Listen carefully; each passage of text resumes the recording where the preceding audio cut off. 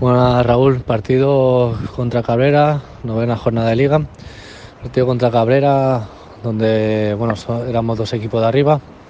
Un partido que se veía muy igualado y fue igualado, aunque el resultado no se vea tan igualado.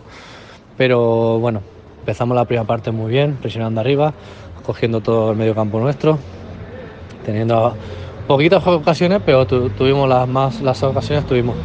Vale, Cabrera tuvo ocasiones con faltas, en faltas laterales, en córner, pero bueno, jugamos mejor nosotros la primera parte, tuvimos mejor el balón, más intensidad, salimos mejor nosotras.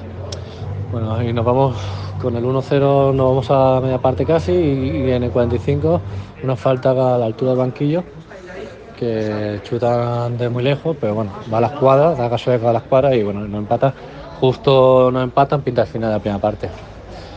La segunda parte empezamos, el Cabrera sale muy enchufada, mucho mejor que nosotras.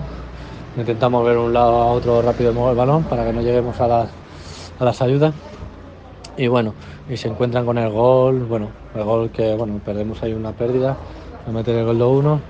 Y con el 2-1 el árbitro tampoco nos deja reaccionar porque un chute de fuera del área, le rebota a una de mi equipo y una que estaba casi en el palo, que estaba ahí en el palo, que era fuera de juego. Según él no es fuera de juego, pero bueno, porque dice que da contacto a una de mi equipo, que inhabilita fuera de juego, pero bueno, no sé.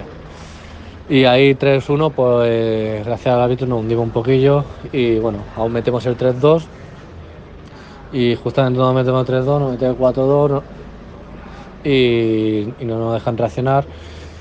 Al final nos meten el 5-2, metemos el 5-3, pero bueno, a la vista está que la segunda parte está ya mejor. Nosotros hemos estado un poco más partidas, un poco más individualistas todas, no hemos jugado tanto en equipo, tanto en defensivo como en ofensivo, y al final se lleva el partido ellos, el Cabrera, un partido disputado, un partido guapo, de los que gusta ver, y un partido que nos dice dónde estamos, que estamos ahí compitiendo con la gente de arriba y que nos falta la experiencia de la juventud que tenemos, pero muy bien, todas muy bien, la chica muy bien, buen trabajo, hay que seguir trabajando toda la semana que viene y no cometer los errores que hemos cometido y ya está.